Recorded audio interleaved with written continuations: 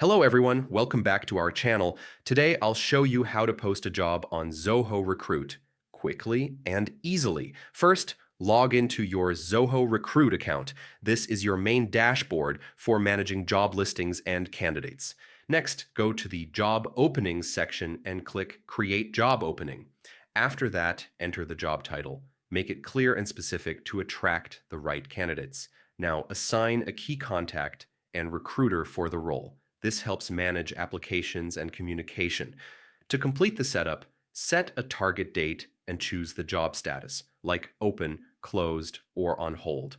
Then select the industry, add a salary range, and specify the job location. You can also mark it as remote if needed. Write a detailed job description and list the required skills and qualifications. You can also highlight benefits to make the role more appealing. If you have any supporting documents or visuals, feel free to attach them. Finally, choose whether to save and publish now or save as a draft. Once ready, you can post the job to multiple job boards directly from Zoho Recruit. And that's it. You've just posted a job and expanded your reach to top talent. Thanks for watching. Don't forget to subscribe to our channel, and I'll see you in the next video.